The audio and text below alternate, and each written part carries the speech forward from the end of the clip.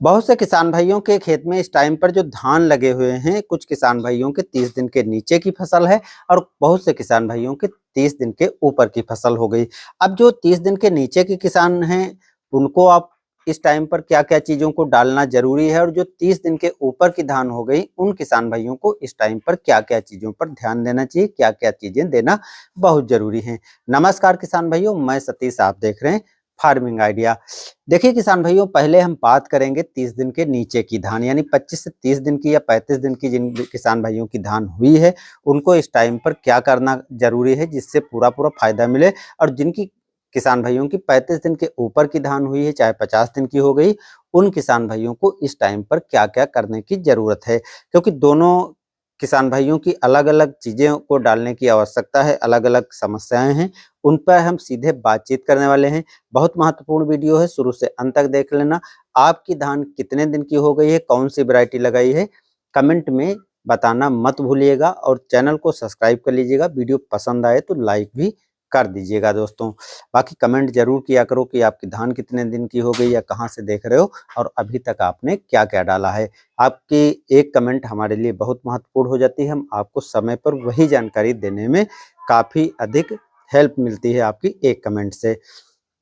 देखिए, पहले हम बात करते हैं 30-35 दिन के अगर नीचे की धान है, तो उन किसान भाइयों को कुछ चीज़ें हैं जो आप डाल सकते हो। जैसे अगर 120 दिन में पकने वाली है, 140-45 दिन की पकने वाली है, तो ये बहुत महत्वपूर्ण टाइम होता है सेकंड टॉप ड्रेसिंग का। अब सेकंड टॉप ड्रेसिंग में आप नाइट्रोजन को पूरा करने के लिए यूरिया दे सकते हो। बहुत से किसान भाइयों को यूरिया मिल ही नहीं रही है। अगर यूरिया नहीं मिल रही है, तो दूसरे विकल्प भी हैं, कर सकते हो आसानी से। एक तो आपको अगर यूरिया नहीं मिल रही तो नैनो यूरिया आसानी से मिल जा रही है। भाई नैनो यूरिया मिल रही है, उसकी 1 बोतल प्रति एकड़ डाल दीजिए। उतना हरा-भरा खेत नहीं दिखेगा, लेकिन आप इसको डाल करके आसानी से नाइट्रोजन पूरा कर सकते हो। बाकी अगर नैनो यूरिया आप डालने जा रहे हो तो नैनो यूरिया के साथ में आप ग्रोथ प्रमोटर ले सकते हो, ह्यूमिक एसिड ले सकते हो, तो पौधे में जो हरापन है वो आसानी से अच्छे से आ जाता। बाकी ध्यान रखना है कि नैनो यूरिया के साथ 19-19-19 जैसी उर्वरकें जिसमें नाइट्रोजन होती है, उनको मिला करके नहीं डालना। अगर आप उनको मिला करके डाल दोगे तो नैनो यूरिया बिल्कुल काम ही नहीं करेगी। तो ये चीज़ आप विकल्प के रूप में कर सकते हो, यानी टॉप ड्रेसिंग का काम आपको इस टाइम पर नाइट्रोजन पूरा करना है ही है। अगर आप ये भी नहीं डालना चाहते हो तो दूसरा विकल्प है कि 19-19-19 जो एनपीके आती है, उसको आप स्प्रे कर सकते हो।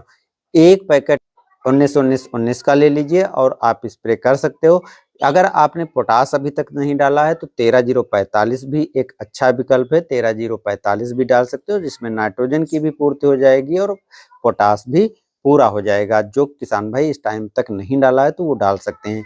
तो ये तो नाइट्रोजन को पूरा करना है तो आप ये विकल्पों को आसानी से अपना सकते हो। अगर आपके पास यूरिया कुछ ही मात्रा में रखी है, जैसे 2, 4, 10 किलो रखी है और 1-2 एकड़ खेत में आपने धान लगा रखा है, तो उसकी 2 किलोग्राम मात्रा ले लीजिए और साथ में जो है जिंक मिला लीजिए और आसानी से प्रति एकड़ 2 किलोग्राम स्प्रे कर सकते हो। जो आप मिट्टी में डालोगे, वही काम इस विकल्प से आप पूरा कर सकते हो। 2 किलो की जगह पर आप 3 किलो भी ले सकते हो, इसके ऊपर नहीं लेना है, जिससे आपके खेत में नाइट्रोजन भी पूरा हो जाएगा और अगर आपके खेत में जिंक अभी तक नहीं गई है, तो जिंक को भी पूरा कर सकोगे। लेकिन एक चीज़ और है कि इस टाइम पर कल्लों को बढ़ाने के लिए देखो नाइट्रोजन तो देना ज़रूरी है, जिससे कल्लों का फुटाव बेहतर होगा। इसके साथ-साथ ग्रोथ मोटर भी देना ज़रूरी है, क्योंकि ग्रोथ मोटर इस टाइम पर देते हो तो कल्लों का फुटाव के साथ-साथ जड़ों का विकास भी होगा, जो कि अच्छा एक विकल्प है। आपको इस टाइम तक 30-35 दिन तक तो ज़रूर कर लेना चाहिए। अगर आप यूरिया डाल रहे हो तो दानेदार ग्रोथ मोटर ले लीजिए,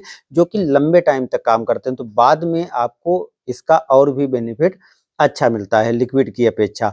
तो डिपेंड आप पर करता है कि आपको कौन से विकल्प मौजूद हैं आपके पास और कौन सी चीज़ें के माध्यम से आप नाइट्रोजन और ग्रोथ मोटर आदि को पूरा कर सकते हो। इस टाइम पर खरपतवार भी काफ़ी ज़्यादा हमारे धान के खेत में हो जाता है, तो बहुत से किसान भाई कहते हैं खरपतवार नाशी हमें पहले प्रयोग करना चाहिए या हमें यूरिया को टॉप ड्रेसिंग कर देना चाहिए। देखो, खरपतवार नाशी अगर आप पहले डाल देते हो तो इससे अच्छा विकल्प नहीं हो सकता, क्योंकि खरपतवार जब दूर हो जाएँगे तो जैसे मान लिया खरपतवार नाशी डाला, 7-8 दिन इंतज़ार कर लीजिए, क्योंकि सिस्टेमिक खरपतवार नाशी 15 दिन पर तो अपना असर दिखाते हैं, 15 दिन में खरपतवार मर जाते हैं। लेकिन 7-8 दिन पर अगर आप बाद में स्प्रे करते हो तो तब तक खरपतवार जो है आधी अवस्था तक खत्म हो चुके होते हैं और आसानी से खरपतवार मर जाएंगे। फिर आप जो ये उर्वरकों को डालोगे तो पूरी आपके पौधे को मिलेगी। अगर आप पहले डाल देते हो तो खरपतवार नाशी डाल पहले उर्वरक डाल देते हो तो खरपतवार नाशी अगर डालते हो तो कम से कम 4-5 दिन तो इंतजार करना ही पड़ेगा। अगर 4-5-8 दिन इंतजार करोगे तब तक खरपतवार बहुत तेजी से बढ़ जाएंगे और खरपतवार जो आपने उर्वरकें दी हैं वो खरपतवार ही ले लेंगे और आपके धान को उतना बढ़िया फायदा नहीं मिलेगा। तो ये चीज भी आपको इस टाइम पर अपनाना है और उसी हिसाब से अपने खेत में चीजों को पूरा करना है। तो 40 दिन के ऊपर की धान होगी। देखो 40 दिन के ऊपर की धान हो गई है, आपकी कितने समय में पकने वाली वैरायटी है ये भी काफी डिपेंड करता है।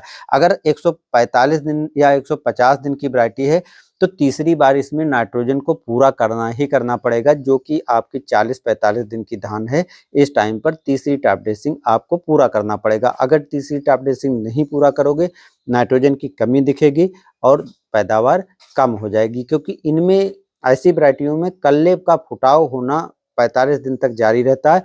तो 45 दिन तक भी अगर आप नाइट्रोजन को पूरा कर देते हो, जिंक अगर आपने अभी तक नहीं डाला है तो जिंक डाल सकते हो, मैग्नीशियम डाल सकते हो। अगर इन चीज़ों को पहले डाल दिया है तो इस टाइम पर आप कैल्शियम भी डाल सकते हो, आसानी से बहुत अच्छे से काम करते हैं। और एक चीज़ और है कि इस टाइम पर आप ऐसे खेतों में ग्रोथ प्रमोटर भी डाल सकते हो। दानेदार ग्रोथ प्रमोटर अगर डालते हो तो इसका और भी बढ़िया बेनिफिट लंबे टाइम तक मिलता है। लेकिन अगर आपकी धान की पकने की अवस्था कम है, जैसे 130 दिन के अंदर अंदर ही पक कर तैयार हो जाती हैं, तो इस टाइम पर आप किसी तरह की टॉप ड्रेसिंग मत करिए। जैसे यूरिया हो गई, बहुत से किसान भाई पोटास भी इस टाइम पर डालते हैं। पोटास मिट्टी में डाल सकते हो, अगर आप स्प्रे नहीं करना चाहते हो अच्छा टाइम है, मिट्टी में डाल सकते हो। क्योंकि इस टाइम पर अगर आप पोटास डालते हो तो तने मजबूत होते हैं, तने में कठोरपन आता है, रोग प्रतिरोधक क्षमता बढ़ती है और बाद में धान की गुणवत्ता क्वालिटी में भी सुधार होता है। तो मिट्टी में अगर आप यूरिया डालने जा रहे हो तो मिट्टी में भी साथ में मिला करके डाल सकते हो।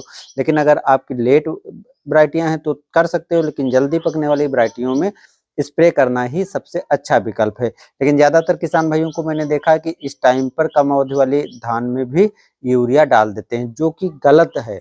क्यों गलत ऐसे है? क्योंकि इस टाइम पर आप देखोगे कि धान में गांठ बनना चालू होती है। जब गांठ बनना भाई चालू होगी तो सेकंड कांतिक अवस्था होती है और उसके बाद पौधे की लंबाई बढ़ना चालू होती है। अब अगर इस टाइम पर आप यूरिया डाल दोगे नाइट्रोजन की मात्रा अधिक हो जाएगी और अधिक अगर नाइट्रोजन की मात्रा हो गई पौधा बहुत तेजी से लंबाई पकड़ेगा और लंबा ज्यादा हो जाएगा तो तना मजबूत नहीं होगा, कमजोर हो जाएगा और बालें निकलने के बाद पौधा गिर जाता है। तो अगर आप अपने फसल को जानबूझकर गिराने नहीं देना चाहते हो तो आपको यूरिया सीधे टॉप ड्रेसिंग करने से तो बचना ही है। अगर आपके खेत में यूरिया की कमी दिख रही है तो दूसरे विकल्प हैं, जैसे 19-19-19 हो गई, एनपीके 12-61 हो गई, 17-44 हो गई, या और बहुत सी एनपीके आती हैं जिसमें नाइट्रोजन, फास्फोरस, पोटास 19 भी वो भी डाल सकते हो।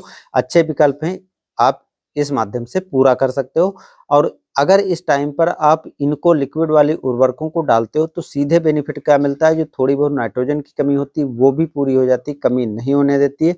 दूसरा फायदा ये मिलता है कि फास्फोरस होती है, तना मजबूत रहता है, तने को गिरने नहीं देता है। और तीसरी चीज, अगर आप पोटास युक्त डालते हो तो रोग प्रतिरोधक क्षमता बढ़ाता है, क्योंकि ऐसे टाइम पर आप देखते हो कि तना छेदक, पत्ती लपेटक, हरा टिड्डा, ऐसे बहुत से कीट भी आपके खेत में इस टाइम पर लगना चालू होते हैं। तो भाई जब आप एनपीके 19-19 डाल ही रहे हो तो उसके साथ में आप कीटनाशक भी मिला करके डाल सकते हो।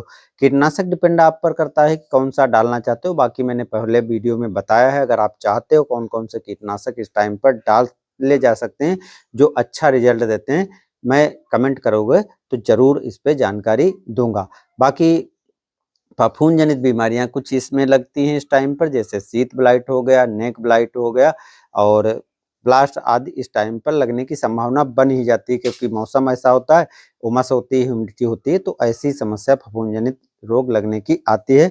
अगर फफूंद जनित समस्या 1-2 पौधों पर दिखाई देती है, आप फफूंदनाशक भी साथ में मिला करके डाल सकते हो। कुछ फफूंदनाशक ऐसे होते हैं जिनको आप एनपीके के साथ में नहीं डाल सकते हो, लेकिन बहुत से फफूंदनाशक ऐसे हैं जिनको आप उर्वरकों के साथ में भी आसानी से मिला करके डाल सकते हो।